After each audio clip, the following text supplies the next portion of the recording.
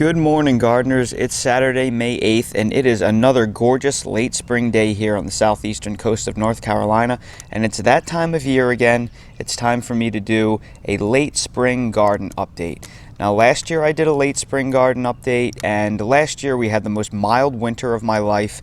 The winter was very mild, and as soon as we went into spring, it immediately got hot, and all of my plants were way ahead of schedule. This year, I'm several weeks behind where I was last year because it's been this incredibly cool and dry and gorgeous mild spring. So even though the plants are behind where they were last year, I'm not having any disease issues in my garden yet, and I'm not having a tremendous number of pest issues. Now I'll take you through and I'll show you what everything in my garden looks like.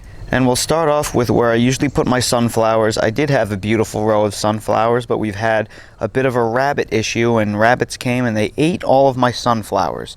So I'm going to have to direct seed a new start of sunflower seeds.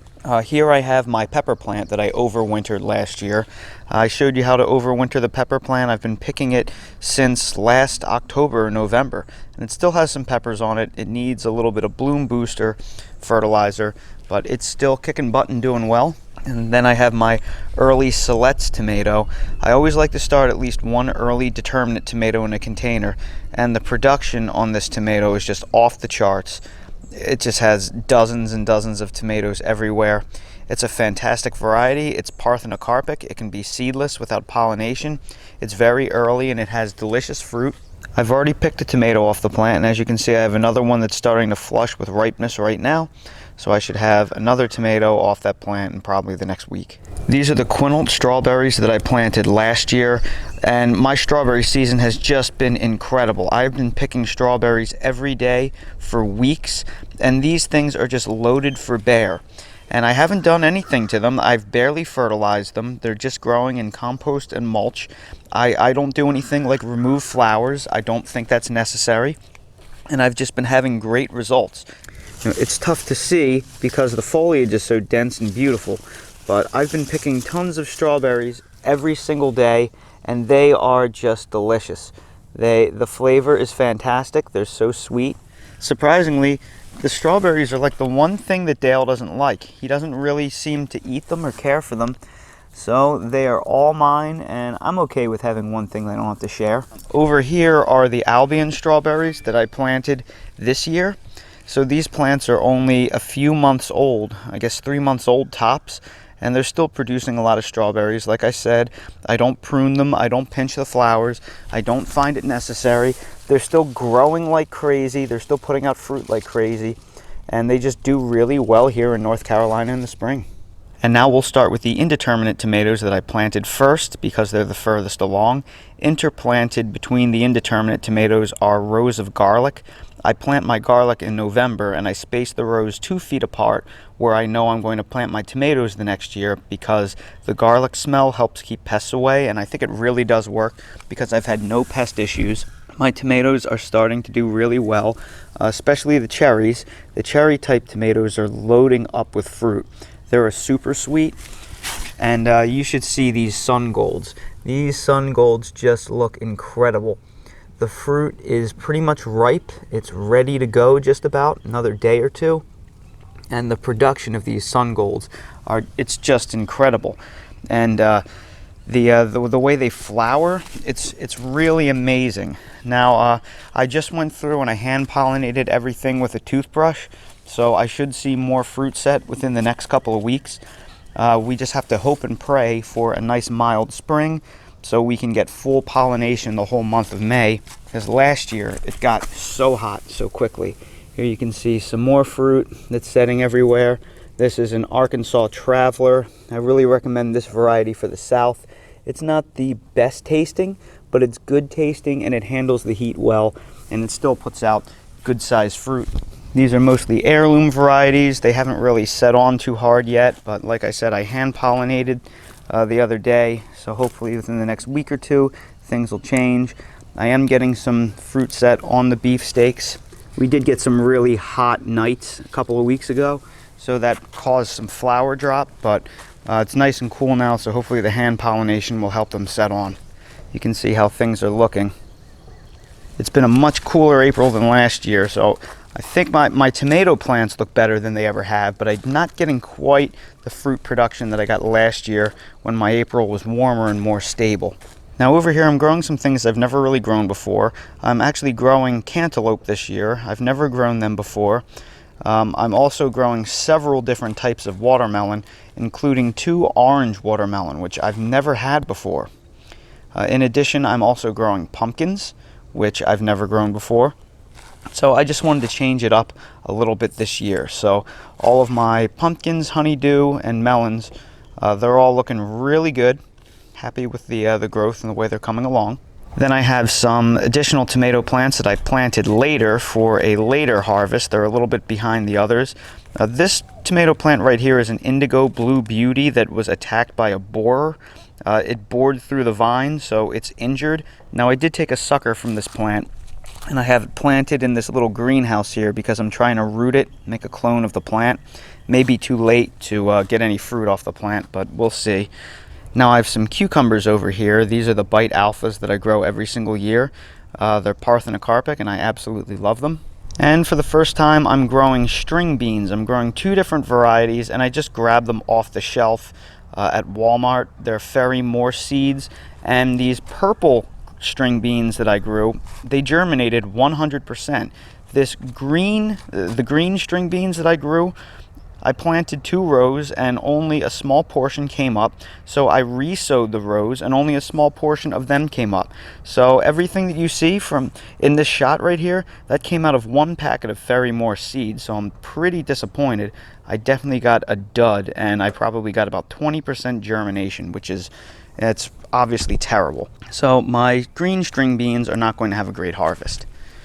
I'm growing a different variety of cucumber as well. It's also a parthenocarpic variety called China Jade. They're supposed to be very long, so I'm very interested in seeing them. And then these are more later plantings of tomatoes that will hopefully drag out my harvest before July comes and kills all my tomatoes off. Then I have my zucchini plants. These are the Castata Romanesco varieties.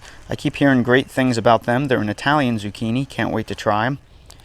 And then I have a couple more cucumbers. I think this is actually a different melon. It's a Karaji melon and a yard long. I've never grown a yard long cucumber, which I think is actually a melon.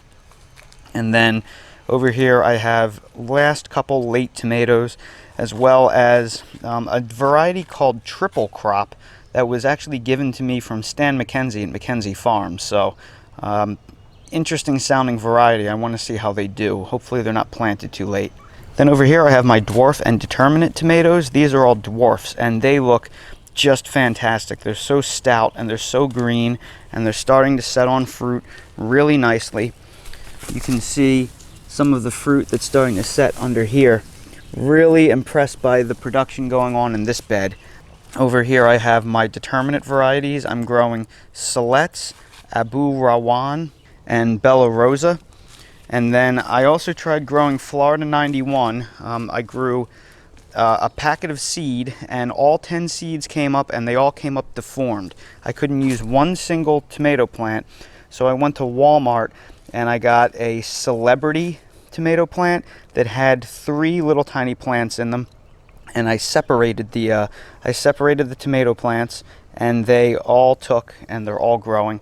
They're way behind, but hopefully they'll still do well. And then here's my onion bed. These are onions that I all planted from onion sets.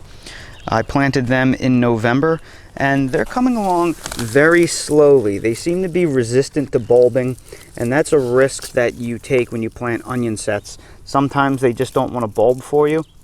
So I'm holding out hope and I'm praying that they still bulb. These right here are the onions that I grew from seed.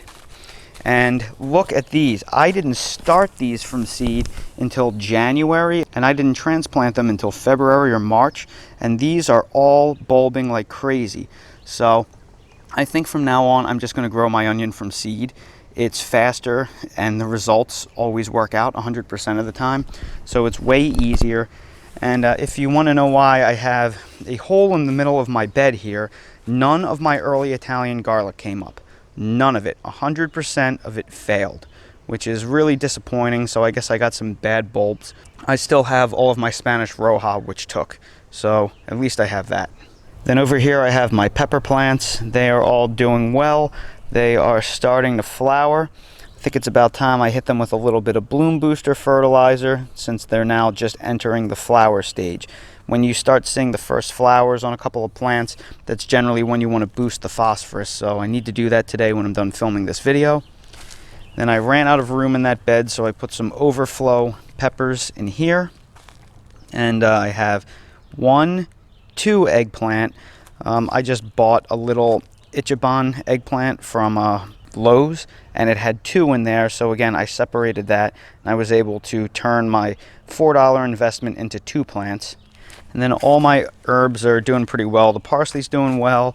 Cilantro, I had to pull, it all went to seed. I have basil planted strategically throughout the property, so they're just starting to take off. My thyme is flowering, and my dill is still hanging on, but it's going to start getting too hot for it soon. My winter greens are all starting to bolt. So here you can see my chard, it's just starting to bolt. A lot of my kale is bolting. The red Russian kale, which you see here, it's all going to seed.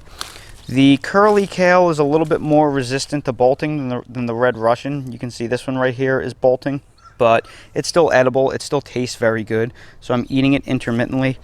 I have a few leftover late plantings of lettuce, which I will be able to harvest. My cabbage I just planted too late. We had too cold of a winter. It stalled on me, so I should have planted it earlier. This year I'll have to plant my cabbage probably around Labor Day. It just stalled because we had such a cold, damp winter, and then it got too warm too quickly in the spring. Then over here we have my corn. My corn is looking great. I did not water my corn enough last year, so I'm trying to water it every single day this year, and I think I'll have more success keeping it constantly wet, since corn really likes water apparently. Then over here I have some more cool crops that it'll probably get too hot for. I don't expect this cabbage to form. The red romaine is really good. It's still hanging on, and I'm eating it every day. And then my Lasianto kale, that is doing well. That'll be hanging on, and that won't bolt for a while, so I can still eat that. That's why you have to stagger your plantings. Then over here I have some sweet potatoes. These are Beauregard sweet potatoes. I will probably want to add to this bed. I'd like to get a blue or purple variety. Then over here you have my asparagus bed. This is their first year. All of the crowns came up, and the first year you don't do anything at all to your asparagus. You just let them go, and that is precisely what I'm doing. And last but not least are my snap peas. They will be ready for harvest soon. As you can see, they are all forming pods, and this is Dale and I's favorite spring treat. We just love snap peas, especially when you get some cool days and they are really sweet. Now we'll move on to my container garden, and I must say this is the best my container garden has ever looked. Even though it's behind where it was last year, everything just looks incredible. And I owe a lot of that to these black nursery containers. I showed you a video on these earlier in the year, and they've made all the difference with my fig trees. They are loving their new home, and they're starting to look really picturesque. And I'm also starting to get a lot of figlets set on my fig trees. The tree is already starting to get figlets everywhere, so hopefully we will have a pretty good fig season on our container fig trees this year. This right here is my Black Madeira, and this is also starting to set figlets all over the place. And my Black Madeira has never looked this good. It's usually a very slow grower, but this year it's showing more vigor now that it's on its 3rd year. So maybe it just needed the extra leg room to run in this pot. This right here is my persistent capper fig, and I'm very excited about this because I want to try some hand pollination trials. This is the Breba crop called the Profici, which is where you get the pollen from. So pretty happy about this. This has been a long-term investment, over 2 years trying to get this to fruit. And all of my fig trees that are in the larger containers are doing really well. Really happy with the way they look. I'll make sure to do a fig tour update at some point and go through all the different varieties. Over here I have the citrus that I bought from Stan McKenzie earlier in the year that I intend to plant in ground, hopefully within the next month. And then these are my fig trees that are left over from last year that did not fruit for me, that I want to try before I decide what to do with them. They're all looking very good, fully leafed out, most of them setting fruits. And we'll go through the third and final row of my leftover fig trees that either didn't root or I didn't feel they were good enough to uppot. Just to give you an idea as to how good everything looks. And then these are my new fig varieties for the year. Most of them are small, as would be expected, but they are coming along. I think I have 9 new varieties uppotted. There may be another one that I will be able to add, but I had a lot of them fail once they rooted for me in my rooting chamber, so I lost a lot of the varieties that I was hoping I'd get this year. Then over here I have my container citrus. They are all doing really well. I did have a spider mite infestation because it was such a cold, damp winter and they spent a lot of time in my garage every night. So the spider mite infestation, I've been taking care of that by jetting the plants with water, and then I just recently sprayed some wettable sulfur. That seems to have taken care of the problem, but I'll do a second treatment in a week, and I'll link to that video above in case you have issues with spider mites. But these are, this is my variegated pink lemon, and they're loading up with fruit. Then here I have my key lime, and that's loading up with fruit as well. I have my wonderful red lime that has been fruiting for me for years, and it fruits all throughout the year. It fruits on an ever-bearing schedule, sort of like a Meyer Lemon, and it's still loading up on fruits while it's giving me fruits. My blood orange, it is loading up with fruits as well. There are hundreds of fruits all over the tree, and citrus are self-thinning, so they will only hold on to the number of fruits that they can take to maturity. So you'll see that some of the fruits have dropped, but we'll still get a really nice harvest off these trees.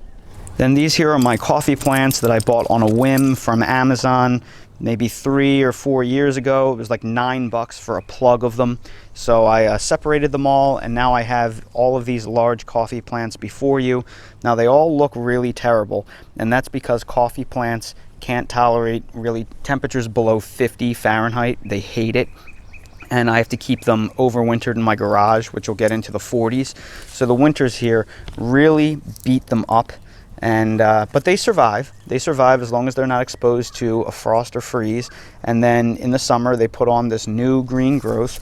And these will look great by the end of the summer because I will cut back all of the dead growth. And what's really cool, I'm getting coffee beans all over my my coffee trees. So here I have a small crop of North Carolina grown Arabica coffee, and that's pretty cool. And I'm getting fruit on several of the trees, so it's not just that one. So in probably another year or two, I may get enough where I can actually make a cup of coffee out of it. Just last week I gave you an update on my bananas, and it's amazing how much they've grown just in the past week. They are all looking really great. The pseudostems that survive the winter are pretty tall, and they're all sending new pups. So I'm thrilled about that. They're going to look great in another month. Then I have all of my fig trees that got crushed in that 28-degree April 3rd hard freeze, 4 weeks past our normal last hard freeze. They're all finally starting to come back, but it's going to be a long road for these guys. Normally, they already have figlets on them by now. So the good news is they're alive. They all survived. They will grow, but it's going to be a really late year for them. Some of them may not ripen at all. Then over here I have my Giambo Persimmon, which got decimated in that hard freeze, that very late freeze. This is a variety that's prone to dieback because it tends to wake up from dormancy early, so it's really susceptible to late freezes. However, the tree looks really good. I don't know if it'll fruit for me because it's only its second season, but we'll see. And then I have my Dwarf Orinoco. I have hopes that one of them will give me a bunch of fruit this year. Hey Dale, you're enjoying this nice, cool, sunny day. Say hi to everybody, buddy. Hello. Then these are the new varieties of figs that I planted for the season. I planted these as dormant sticks about a month ago. and they are really leafing out. They are looking fantastic. Some of them have been so vigorous I've had to remove some green growth because they're suckering at the base. This is my car fig. It's a little behind the others, but everything has transplanted well, and I'm really happy about that. This I'm excited about. I am Italian, so I should probably grow a grape, and grapes are very difficult to grow here. Muscadine grapes are native to the Carolinas, so muscadines do great here, but I don't like muscadine grapes. I want a table grape, and this is a seeded variety that was made by T.V. Munson back in the late 1800s called Mrs. Munson. It's supposed to be very sweet. It's supposed to contain about 1 to 3 seeds, but seedless grapes are a fairly new thing, so back in the day everybody only ate seeded grapes. So this is supposed to be a good market table grape if you don't mind the seeds. It's supposed to have the highest order of disease resistance. So it's very resistant against black rot and Pierce's disease. So I want to see if that does well here. I'm going to espalier that 2 cordons. So I figured it would look great next to my figs because they can share the same espalier trellis.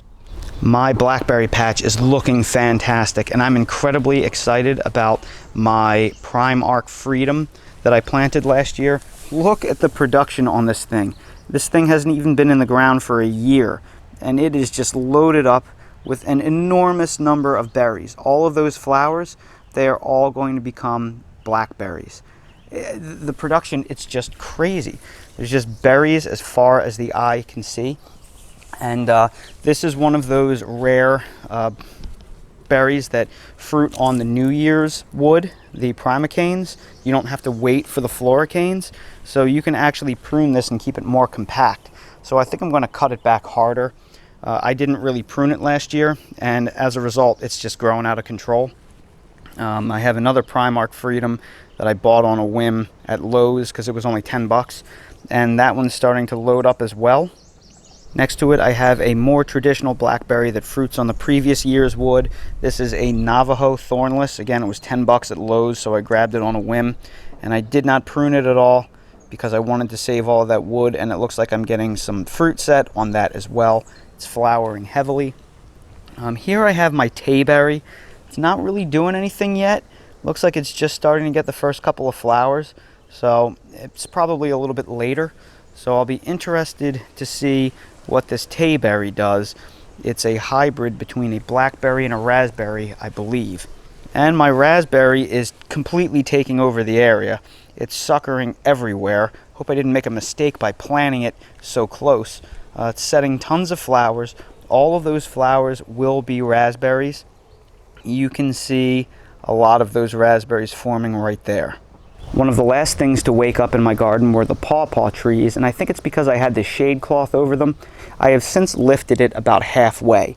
Since this is their second year in ground, I'm going to start exposing them to the morning sunlight and only leave them half covered in shade. You can see they're starting to come along. These were little tiny grafted seedlings, and I wanted them small on purpose so they could establish before the taproot got bound. So I'm hoping this year they will put on a little bit of growth. I don't expect fruit off of these for probably about 4 seasons.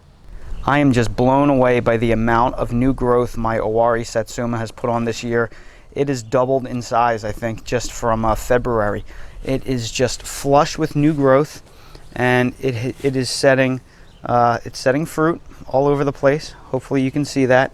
I'm just overall thrilled with this tree. I got a really nice harvest off of it last year.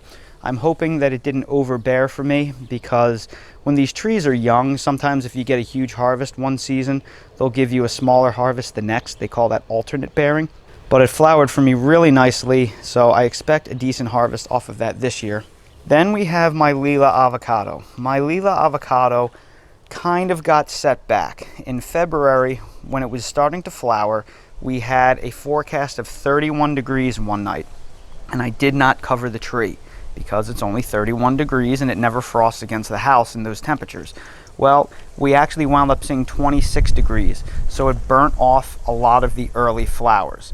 So while it caused no damage at all to the tree itself, 26 degrees Fahrenheit is a breeze for the Lila avocado tree. it did damage and kill all of the flowers that had opened. So I had to wait for the second lift of flowers to open up. So once the second lift of flowers opened up, I hand pollinated them all, which I've shown you how to do before, and I will link to that above. Remember, I do not have a pollinator type for this, so I need it to be completely self-fertile. And as you can see, this flower cluster alone down here has probably about a dozen avocados on it. They all look great, and there are more scattered throughout the tree. There's an avocado right there.